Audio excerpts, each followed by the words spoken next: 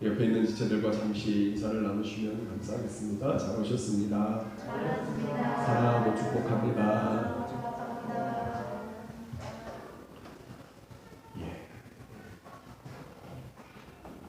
신약 성경 가운데 예수님의 생애와 가르침을 기록한 책을 뭐라고 하죠? 사복음서라고 합니다. 마태, 마가, 누가, 요한복음입니다. 그런데 특별히 여기에서 마태, 마가, 누가 복음을 분관복음이라고 합니다. 그렇게 부르는 이유는 시기적으로 비슷한 시기에 마태, 마가, 누가 복음이 같은 시기에 쓰여졌습니다. 뿐만 아니라 이 마태, 마가, 누가 복음을 읽다 보면 마태복음의 마가복음의 내용이 마태복음의 한 50% 이상, 52% 정도가 마가복음의 내용이 마태복음에 사용되어졌고, 또 누가복음에는 마가복음의 한 40몇 프로가 합치면 90몇 프로. 이 마태, 마가, 누가복음은 굉장히 비슷한 내용들의 이야기가 굉장히 많이 마가복음을 중심으로 이렇게 쓰여진 복음이라는 것을 알 수가 있습니다. 이 공간복음에서 특별히 요한복음은 빠져요. 요한복음이 빠지는 이유는 이 요한복음은 요한이 굉장히 어린 나이에 예수님의 제자가 되어가지고 오래까지 살았습니다. 이 요한복음은 좀 늦은 시기에, 다른 세 복음서보다 늦은 시기에 쓰여져요. 그러니까 시대적인 배경이 달라버리는 거예요.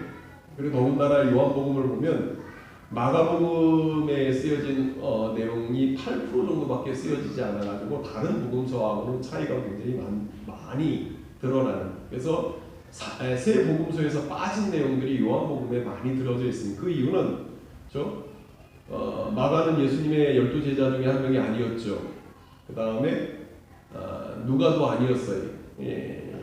마태만 예수님의 제자였는 12제자 중에 한 사람이었는데, 이 레위 마태가 예수님의 제자가 된 그 시기도 보면 처음부터 예수님의 제자로 부르심을 받았던 것이 아니라 이 공생애 가운데 많은 시기가 흘러서 마지막 시기에 레위가 예수님의 제자로 부르심을 받는 그러한 모습이 성경에 기록되어져 있습니다.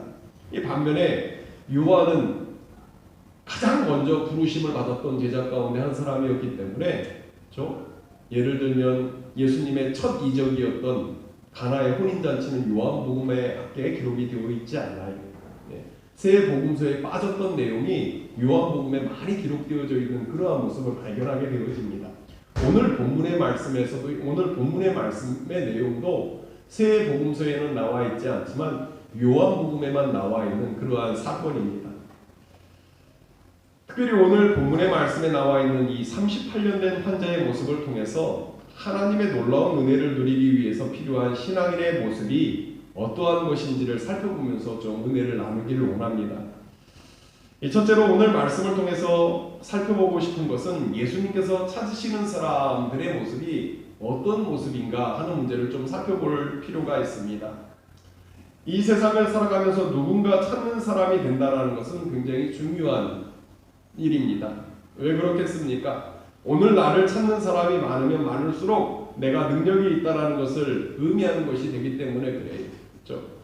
그럼 오늘 이 세대가 찾는 사람은 어떤 사람이? 이 세대가 찾는 사람들은요, 힘과 능력이 있고 나에게 무엇인가 도움을 줄 수 있는 사람들을 찾습니다. 예전에 이건희 삼성그룹의 회장이 인재경영이라고 한 사람의 천재를 찾는다고, 이 한 사람의 천재를 찾으면 수천 명, 수만 명을 먹여 살릴 수 있기 때문에 이 한 사람의 인재를 찾는다고, 천재를 찾는다고 이제 인재 경영을 한 이제 그런 표를 내건 적이 있었습니다. 이 세상에서 잘 되기 위해서는요, 세상이 찾는 조건을 갖추면 됩니다. 그래서 많은 청년들이 그러한 사람들이 찾는 인생을 살아가기 위해서 스펙을 쌓기 위해서 노력하지 않겠습니까? 스펙이 많으면 많을수록 다른 사람이 나를 찾을 수 있는 조건이 되어지기 때문에 그런 많은 스펙을 갖추기 위해서 노력을 하며 이 땅을 살아갑니다. 그럼 하나님은 어떻습니까? 하나님이 찾으시는 사람은 어떤 사람? 하나님이 어떤 사람을 찾으십니까? 성경을 보면 특별히 하나님이 찾으시는 사람에 대해서 구체적으로 말씀하고 있는 장면들이 몇 군데 나와 있어요. 요한복음 4장 말씀을 보면 하나님을 예배하는 자를 찾으신다고 말씀합니다. 오늘 내 자신이 하나님을 예배한다는 것은 하나님을 하나님으로 인정한다는 것을 의미하기 때문에 하나님께서는 하나님을 예배하는 자를 찾으신다고, 능력 있는 사람을 찾으시는 것이 아니라 신령과 진정으로 하나님을 예배하는 자를 찾으신다고 말씀하고 있어요. 에스겔 22장 말씀을 보면 하나님의 심판을 막아서서 중보하는 사람을 또 찾으신다고 말씀하고 있습니다. 누가 감히 하나님의 심판을 막아서서 중보할 수 있겠습니까? 그 사람 누구냐면 아무나 그런 일을 할 수 있는 것이 아니라 하나님의 마음을 아는 사람들이, 그런 사람을 하나님이 찾으신다고 말씀하고 있고, 역대하 16장 9절 말씀을 보면 전심으로 하나님을 찾는 사람을 찾으신다고 말씀하고 있습니다. 누가 하나님을 전심으로 찾겠습니까? 하나님 이외에 방법이 없는 사람입니다. 다시 말하면 하나님을 전적으로 의지하는 사람들이 하나님을 찾고, 그렇게 하나님을 찾으시는 사람들, 찾는 사람을 하나님이 찾으신다고 말씀하고 있어요. 결국에 하나님이 찾으시는 사람들은 능력이 있는 사람이 아니라 하나님이 하나님 되심을 인정하고 하나님의 마음을 알고 하나님을 의지하는 사람들을 하나님께서 찾으시고 그들을 붙드셔서 하나님의 나라를 이루어 가신다고 말씀하고 있는 거예요. 바라기는 오늘 저와 여러분들이 이 땅을 살아가면서 하나님이 찾으시는 사람들, 세상이 찾는 그런 사람들이 되기 위해서 노력하는 것이 아니라 정말로 하나님이 찾으시는 사람이 되어질 수 있기를 주님의 이름으로 축원합니다. 그 인생들이 하나님에게 붙들려 귀하게 사용되어질 수 있기 때문에 그렇습니다. 그런데 오늘 본문 말씀 가운데 나오는 이 38년 된 환자는요, 그 어떤 면에서도 하나님이 찾으시는 사람의 범주에 해당하는 사람이 아니었다는 것을 발견하게 되어져요. 하나님을 예배했던 것이 아니었습니다. 또 하나님을 찾았던 것도 아니었어요. 그런데 그럼에도 불구하고 예수님께서 이 38년 된 환자를 찾아오시는 모습이 오늘 말씀 가운데 기록이 되어져 있습니다. 오늘 본문 말씀인 요한복음 5장 6절에서 7절 말씀을 다 같이 읽겠습니다. 같이 읽습니다. 시작. 예수께서 그 누운 것을 보시고 병이 벌써 오래된 줄 아시고 이르시되 내가 낫고자 하느냐. 병자가 대답하되 주여 물이 움직일 때에 나를 못에 넣어주는 사람이 없어 내가 가는 동안에 다른 사람이 먼저 내려가나이다. 이 방금 읽은 말씀을 보니까 예수님께서 이 38년 된 환자가 누워있는 것을 보시고 병이 벌써 오래된 줄 알았다고 말씀하고 있습니다. 그리고 내가 낫고자 하느냐라고 물으시는데 이 38년 된 환자가 예수님 앞으로 나아갔던 것이 아니라 예수님께서 38년 된 환자를 찾아오셨다고 말씀하고 있어요. 어떻게 보면 베데스다 연못가에 누워있던 38년 된 환자가 우연히 예수님을 만난 것 같지만 말씀의 맥락을 가만히 따져보면요, 그렇지 않다는 것을 알 수가 있어요. 왜냐하면 오늘 본문의 말씀은 요한복음에만 기록이 되어져 있습니다. 오늘 본문 말씀의 앞뒤 문맥을 살펴보면 먼저 오늘 말씀이 시작되어지는 요한복음 5장 1절 말씀을 같이 읽습니다. 시작. 그 후에 유대인의 명절이 되어 예수께서 예루살렘에 올라가시니라. 예수님께서 예루살렘에 올라가셨다고 말씀하고 있어요. 그렇다면 그 이전에 어디에 있었다는 것을 의미해 갈릴리에서 사역하고 있다가 예루살렘에 잠깐 명절을 맞이해서 예루살렘으로 내려오신 거였습니다. 그러면 이 예루살렘에 내려오신, 이 명절을 맞이해 예루살렘에 내려오신 예수님께서 어떤 일을 하셨을까? 앞뒤로 살펴봐도요, 마땅히 행한 일은요 한 가지밖에 없음을 봐요. 오늘 말씀 가운데 나오는 이 38년 된 환자를 고치신 일 외에는 아무런 다른 기록이 없음을 성경이 보여주고 있어요. 북쪽 갈릴리에서 사역을 하고 있던 예수님이 예루살렘에 오셔서 하신 일은 딱 하나, 38년 된 환자를 고치시는 그 내용이 전부였다는 것을 보여주고 있습니다. 예수님이 왜 급작스럽게 예루살렘으로 올라오셨겠습니까? 그 이유가 오늘 본문 말씀에 나와 있는 거예요. 38년 된 환자를 고치시기 위해서 예루살렘에 오셨다는 것을 이 앞뒤 맥락을 통해 살펴볼 수가 있습니다. 특별히 또 성경을 읽다 보면 사람의 눈으로 보기에 정말로 보잘것없는 한 영혼을 구원하기 위해서 온갖 수고를 마다하지 않는 예수님의 모습을 쉽게 찾아볼 수 있는 그러한 내용들의 말씀이 많이 기록되어져 있어요. 요한복음 4장 말씀을 보면 5명의 남편을 가진 사마리아 여인을 찾아가신 예수님의 모습이 나와요.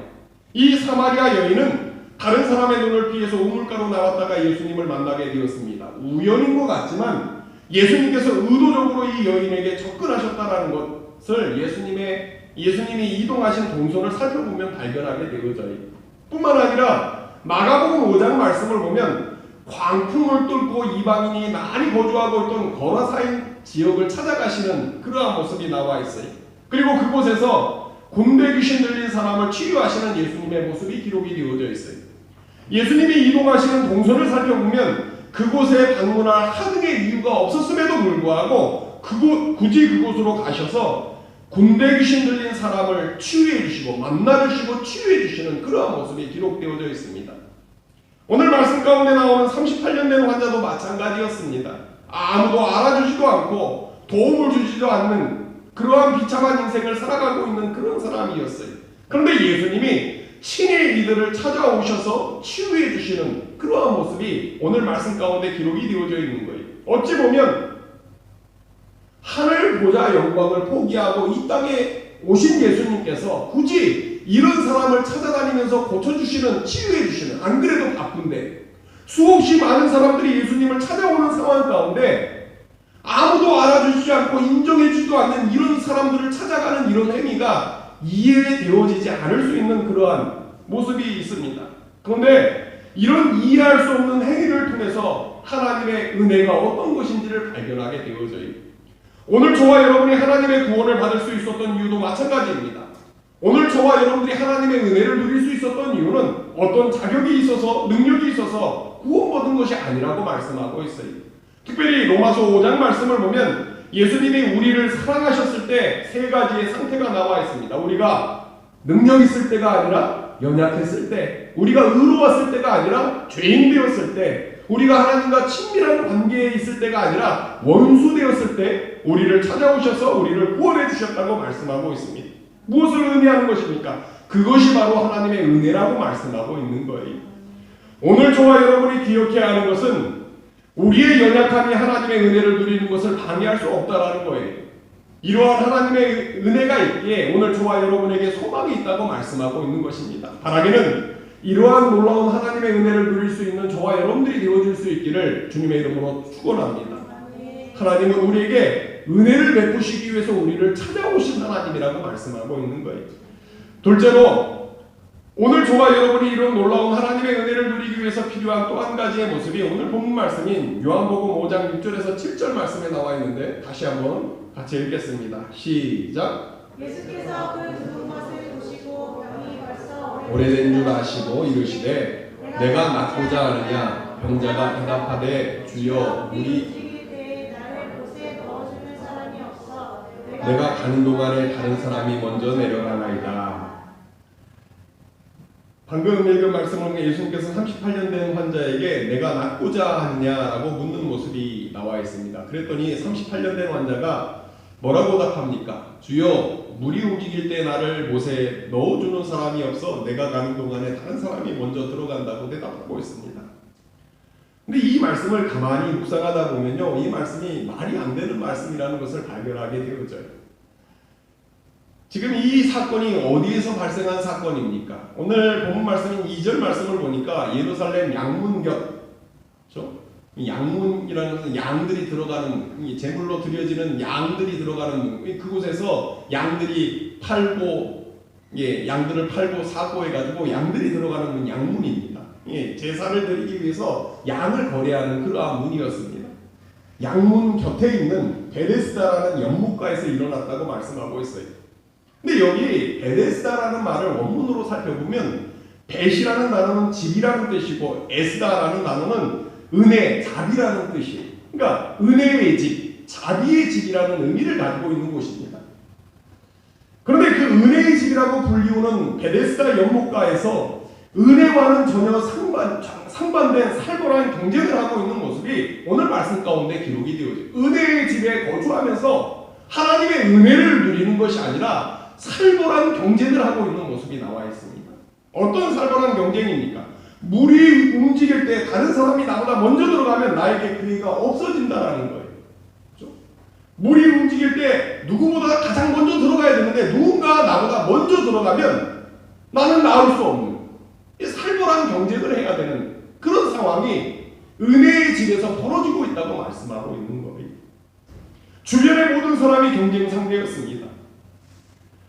네, 더더군다나 이 38년 된 이 환자는 움직일 수 없는 상황이었기에 이 은혜의 집에서 절망할 수밖에 없는, 그 어떤 소망도 가질 수 없는 살벌한 경쟁에서 뒤처져서 절망할 수밖에 없는 그러한 상황이었다고 말씀하고 있는 거예요.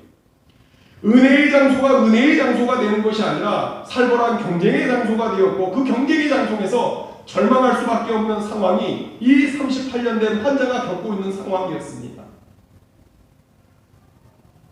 그럼 오늘 말씀 가운데 나오는 이 38년 된 환자가 은혜의 집이라고 불리우는 은혜의 장소에서 절망할 수밖에 없었던 이유가 무엇 때문이었습니까? 그 이유는 아주 간단합니다. 은혜의 장소에 있었음에도 불구하고, 하나님의 은혜를 구하고 있었음에도 불구하고 이 38년 된 환자는 잘못된 믿음을 가지고 있었기 때문에 그렇습니다. 어떤 잘못된 믿음을 가지고 있었습니까? 그 잘못된 믿음의 내용이 오늘 본문 말씀인 요한복음 5장 3절에서 4절 말씀에 나와 있습니다. 같이 읽습니다. 시작. 맹인, 다리 저는 사람, 혈기 마른 사람들이 누워 물의 움직임을 기다리니 이는 천사가 가끔 못에 내려와 물을 움직이게 하는데 움직인 후에 먼저 들어가는 자는 어떤 병에 걸렸든지 낫게 되미로라. 이 대부분의 성경에 이렇게 괄호가 되어 있는 부분은요, 원어 성경에 없는 부분인 경우가 많아요. 원래 최초에 쓰여진 원어 성경에는 이 괄호가 되어져 있는, 우리가 읽는 성경에 괄호가 쳐져 있잖아요. 이 괄호가 쳐져 있는 부위는 원어 성경에 기록이 되어지지 않아요. 그럼 이게 뭐예요? 이 부분은 교구 시대 때 사람들이 성경을 읽으면서 이해하지 못한 부분에 이렇게 흘러내려오는, 유대인들에게 흘러내려오는 그러한 전승을 갖다가 기록해 놓은 경우가 많아요. 왜냐하면 사람들이 있는데 여기 누워있는데 왜 누워있는지 알 수가 없잖아요. 오늘 본문도. 그러다 보니까 유대인들 사이에 내려오던 전승을 갖다가 원어 성경에는 기록되어져 있지 않지만 이 성경을 읽는 그 당시에 사람들이 잘 이해하게 만들려고 교구 시대에 이렇게 삽입시켜 놓은 그런 걸 갖다가 우리 성경에는 괄호로 이렇게 쳐가지고 표시해 놓은 그러한 내용들이 많이 있습니다. 다시 말하면 이 말씀, 물의 움직임을 기다리니 이는 천사가 가끔 못에 내려와 물을 움직이게 하는데 움직인 후에 먼저 들어가는 자는 어떤 병에 걸렸든지 낫게 되니라. 이 말씀은 유대인들에게 전해 내려온 전설이었다라는, 전승이었다라는 말씀이에요. 은혜의 집이라는 의미를 가지고 있는 베데스다 연못가에 내려오는 전설이었다라는 것을 의미하는 것입니다. 그럼 오늘 말씀 가운데 나오는 이 38년 된 환자가 이런 말도 안 되는 전설을 붙든 이유가 무엇 때문입니까? 그 이유는 절박한 상황 가운데 솔깃한 이야기가 들려졌기 때문입니다. 들려지니까 이 말씀이 누가 어떤 사람이 이야기하는지 그것과 상관없이 잘못된 믿음을 가지고 있다 보니까 은혜의 장소에서 하나님의 은혜를 누리는 것이 아니라 살벌한 경쟁을 해가면서 절망하는 모습이 오늘 말씀 가운데 기록되어져 있는. 근데 가만히 설교를 준비하다가 생각해보니까 이런 일이 이 당시에만 있는 것이 아니라는 것을 발견하게 되어져요. 이 절박한 상황 가운데 어떤 음성을 듣느냐 하는 문제가 정말로 중요한 문제가 되어진다는 것 성경이 오늘 우리에게 보여주고 있는데, 오늘 말씀 가운데 나오는 38년 된 환자의 삶이 언제 치유되었습니까? 베데스다 연못을, 전설을 믿고 베데스다 연못을 바라보던 그의 눈이 시선이 전환되어서 자신을 찾아오신 예수님을 바라보았을 때 치유의 역사가 일어났다고 말씀하고 있습니다. 그러면 이 38년 된 환자의 시선이 언제 전환되었습니까? 그를 찾아오셔서 말씀하시는 예수님의 음성이 그의 귓전에 들려질 때 그의 시선이 예수님을 바라보게 되었고, 예수님을 바라볼 때 예수님을 통해 기적의 역사가 이 38년 된 환자에게 임했다고 말씀하고 있습니다. 오늘 저와 여러분의 삶도 마찬가지. 요즘 코로나 바이러스로 전 세계가 힘이 든 그러한 상황입니다. 많은 전문가들에 의하면 코로나 이전으로 돌아갈 수 없을 것이라는 비관적인 전망을, 이 세상의 역사가 코로나 이전과 코로나 이후로 나뉘어질 거라, 코로나 이전으로 돌아가기는 굉장히 어려울 거라는 비관적인 전망을 내놓고 있습니다. 여하튼 이 코로나 바이러스로 말미암아 유진 자매가 굉장히 걱정이 많이 됐던 모양이에요. 페이스북을 보니까 몇 주 전에 부자가 되겠다라는 마음을 품었다고 합니다. 왜요? 경제가 굉장히 어려워질 거리라는 예측이 계속 나오니까 모아야 되겠다라는 생각을 한 것 같아요. 모아야 되겠다. 티끌 모아 태산이라고 최대한 모았다고 합니다. 그리고 그렇게 모았던 돈이 지난 10년간 모은 돈 가운데 가장 많은 돈이 되었다고 합니다. 가장 많은 돈을 모았대요. 뿐만 아니라 달러를 사기 시작하더니 저에게 달러를 사라고 제안하더라고요. 목사님 달러를 사시라고. 달러를 사시라고. 자기도 모르게 환율 정보를 체크하더라는 말까지 하면서 당당하게 저에게 달러를 사시라고 제안까지 하더라고요. 근데 시간이 얼마 지나가지고 또 페이스북을 보니까 글이 올라왔어요. 다니엘 기도에 강사님이 마음의 우상을 다 깨뜨려버리고 정결하게 하나님 앞에 나아가자라는 그러한 말씀을 전하는 그 말씀을 듣고 내 마음의 우상이 무엇일까를 놓고 적용했는데 돈이라는 생각이 들더래요. 눈물을 머금고 가용 금액 전체를 하나님 앞에 드렸다라는 그러한 글을 보았어요. 그리고 나서 여러 가지 깨달음을 얻었다라는 글을 보았습니다. 그럼 한번 생각해 볼 필요가 있어요. 유진자매의 마음 가운데 이런 찔림이 온 이유가 무엇 때문입니까? 유진자매가 죄를 지은 거예요? 죄를 졌습니까? 남의 돈을 훔친 것도 아니지 않습니까? 어떻게 판단을 내려야 됩니까? 저는 그 마음을 잘 알아요. 왜냐하면 유진자매의 문제에 마음에 큰 문제가 생긴 겁니다. 그 문제가 뭐냐면 마음의 중심이 옮겨갔다는 것을 스스로 아는 거예요. 내가 하나님을 신뢰한다고 하지만 이 세상을 살아가면서 돈이 정말로 중요하다는 마음이 든 거예요. 죄를 지은 것이 아니라 마음의 중심이 옮겨간 거예요. 마음의 중심. 돈을 모으는 것이 문제가 아니라 그것이 죄라는 것이 아니라 너무나 세상에서 어렵다라는 이야기가 듣다 보니까 여지껏 하나님의 은혜로 살아왔는데 돈 없이는 안 되겠다라는 마음에 돈을 모으는 게 죄라고 말씀하는 게 아니에요. 돈을 의지하는 마음이 마음 가운데. 근데 이 마음이 자기 스스로 누가 뭐라고 하는 사람이 있는 게 아닌데 자기 마음 스스로 이 마음의 중심이 옮겨간 것을 아는 거예요. 그러나 하나님의 말씀이 들리니까 마음에 찔림이 오는 거예요. 이러한 경우가 신앙생활하다 보면 많이 느껴져요. 저도 지난주에 여러분들이 선물을 주셨어요. 돈 케이크 처음 받아봤습니다. 얼마나 기쁜지. 돈 싫어하는 사람 없잖아요. 마음의 부담감이 되어집니다. 마음의 부담감. 내 마음이 너무 좋은 거예요.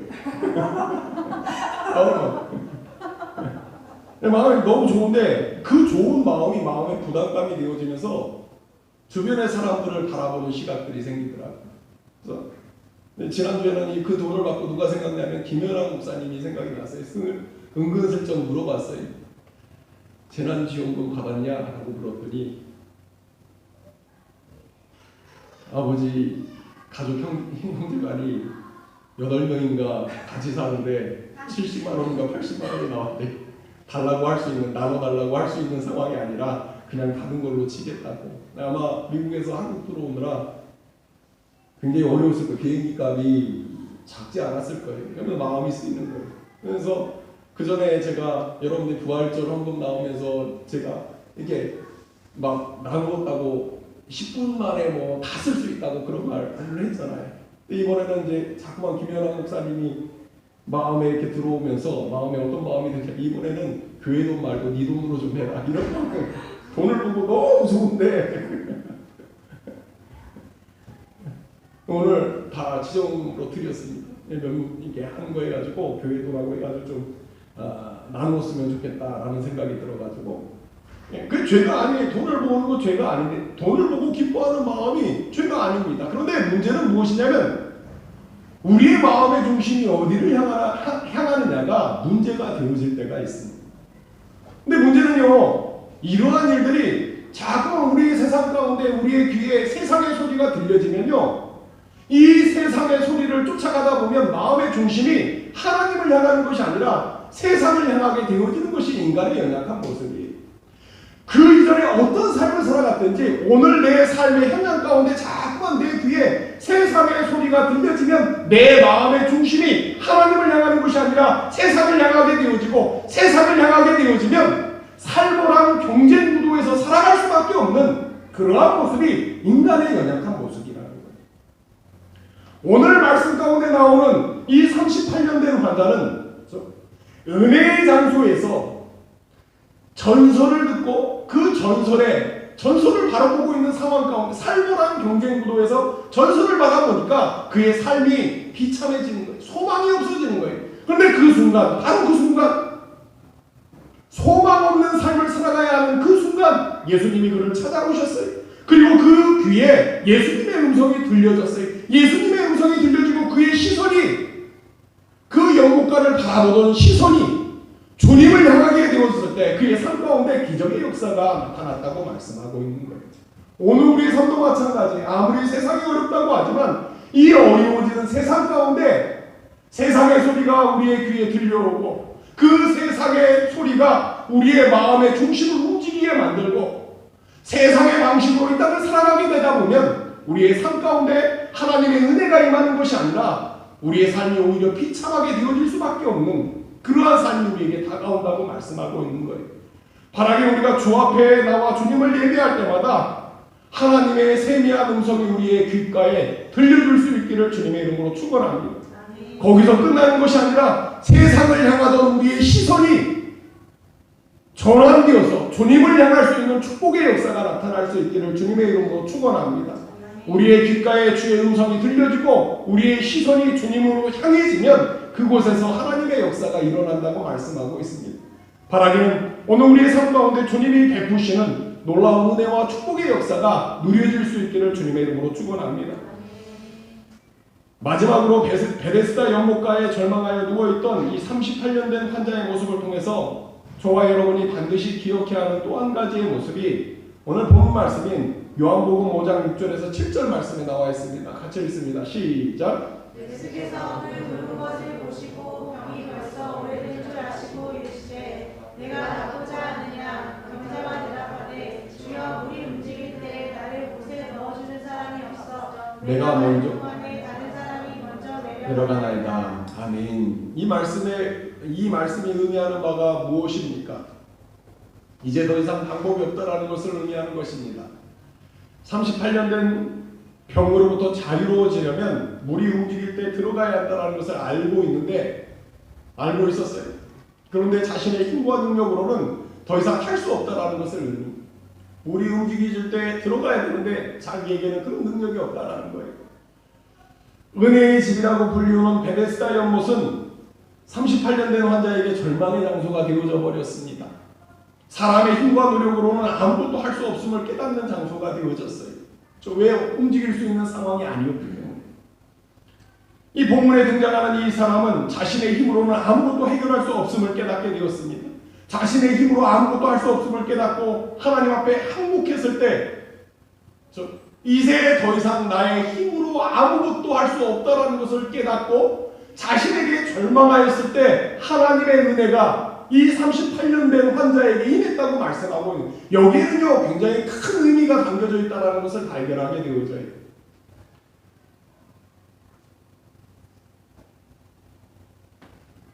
사람이 아무리 큰 실패를 해도요 그 실패는 하나님의 일하시는데 전혀 방해가 되어질 수 없다는 것을 성경이 우리에게 말씀하고, 우리가 이 땅을 살아가다 보면 내 힘으로 헤어나올 수 없는 큰 실패를 맞이하게 되어질 때가 있어요. 근데 우리가 그런 실패를 맞이할 때 반드시 기억해야 하는 것은 그 실패가 하나님의 일하시는데 전혀 방해가 되어질 수 없다는 사실입니다. 무엇이 문제입니까? 하나님 앞에 항복하지 않는 우리의 자아가 문제가 되어진다는, 때로 하나님께서 우리를 하나님의 은혜 가운데 거하게 만드시기 위해서 이런 절망의 장소로 우리를 내어 몰아가실 때가 있다라고 말씀하고 있는 거예요. 특별히 절망의 장소에서 하나님에게 항복한 사람의 모습을 가장 명확하게 표현해주고 있는 말씀이 마태복음 5장 3절 말씀에 나와 있는데 다 같이 한번 읽겠습니다. 같이 읽습니다. 시작. 심령이 가난한 자는 복이 있나니 천국이 그들의 것이니요. 가난한 심령이 되어지는 것, 이 가난한 심령이 되어지는 것이 왜 우리에게 놀라운 축복입니까? 왜냐하면 하나님의 은혜를 기대하는 장소이기 때문에 그렇습니다. 내가 가진 것이 좀 있고 내가 힘이 있고 내가 무엇인가 할 수 있다라고 생각하는 사람들은요, 심령이 가난해지지 않아요. 왜요? 내가 가지고 있는 것들이 있기 때문에. 그러나 내 힘으로 아무것도 할 수 없다라는 것을 깨닫게 되었을 때 그 절망의 장소에서 우리의 눈이 어디로 향하냐면 하나님에게로 향합니다. 하나님의 은혜를 갈망하는 마음이 우리의 마음 가운데 생긴다는 말씀입니다. 내 힘으로 할 수 없기에 하나님을 바라보고 하나님의 은혜를 기다리게 되어지는 것, 그것이 우리에게 축복의 장소라고 말씀하고 있는 거예요. 근데 문제는 사람은 자존심이 있어서 쉽게 항복하지 않는다는 것이 문제입니다. 자신이 할 수 있을 때까지 하나님께 항복하지 않는 것이 교만한 인간의 모습입니다. 자신의 잘못을 인정하면 하나님의 도우심이 없이는 아무것도 안 된다는 것을 하나님 앞에 고백하면 하나님께서 우리를 붙드시고 은혜를 베풀어 주신다고 말씀하고 있는데도 불구하고 끝끝내 하나님의 은혜를 사모하지 않는 교만한 모습이 인간의 모습 안에 있다는 사실이, 이스라엘 백성들은 광야에서 실패를 경험했습니다. 그런데 그럼에도 불구하고 완고해서 하나님에게 항복하지 않았습니다. 그들의 완고함이 꺾이는데 무려 38년이라는 시간이 걸렸어요. 오늘 말씀 가운데 나오는 38년 된 환자도 마찬가지입니다. 더 이상 자신의 힘으로 할 수 있는 것이 아무것도 없다는 사실을 깨닫고 절망에 있는 그 순간에 38년 된 환자에게 주님의 말씀이 들려졌어요. 그 말씀이 오늘 본문 말씀인 요한복음 5장 8절에서 9절 말씀에 나와 있습니다. 같이 읽습니다. 시작. 예수께서 이르시되 일어나 내 자리를 들고 걸어가라 하시니 그 사람이 곧 나가서 자리를 들고 걸어가니라. 살벌한 경쟁의 구도 속에서 더 이상 자신의 힘으로 할 수 있는 것이 아무것도 없다는 것을 깨닫고 절망한 38년 된 환자에게 놀라운 하나님의 은혜가 임하자 모든 것이 회복되어지는 역사가 일어났다고 말씀하고 있습니다. 오늘 말씀에 나오는 이 38년 된 환자를 통해서 오늘 저와 여러분이 반드시 기억해야 하는 것은, 사람은 실패할 수 있지만 하나님께서 찾아오시면 모든 것을 회복시켜 주실 수 있다는 것을 성경이 우리에게 보여주고 있습니다. 하나님께서는 실패를 소재로 삼으셔서 하나님의 역사를 이루고 가시는 그러한 하나님이라고 말씀하고 있습니다. 우리가 아무리 망가졌다 해도 하나님께는 전혀 상관이 되어지지 않는다고 말씀하고 있는 거예요. 그렇기 때문에 오늘 이 세상을 살아가는 사람들에게 가장 큰 축복은 남들이 부러워하는 성공한 삶이 아닙니다. 남들이 부러워하는 많은 것을 소유한 인생이 아닙니다. 이 땅을 살아가면서 가장 큰 축복, 하나님의 은혜 아래 거하는 인생이 가장 큰 축복을 누리는 인생이라고 말씀하고 있는 거예요. 제 평생의 소원은 성공한 인생을 살아가는 것이 아니, 많은 것을 소유한 인생이 되는 것이 아니라 하나님의 은혜 아래 거하는 인생이 되어지기를 소원해요. 어떻게 그 은혜를 누릴 수 있습니까? 소망이 내 자신에게 있는 것이 아니라 하나님에게 있다라는 사실을 깨닫고 하나님의 말씀이 내 귀에 들려질 때입니다. 바라기는 저와 여러분이, 그리고 참사랑교회가 주님의 은혜 아래 거하는 복된 삶을 살아갈 수 있기를 주님의 이름으로 축원합니다. 때로 실패한 그 상황 가운데서도 우리를 붙드셔서 하나님의 위대한 일을 이루어 가시는 그 능력의 손길을 누리는 복된 인생들 되어질 수 있기를 주님의 이름으로 축원합니다.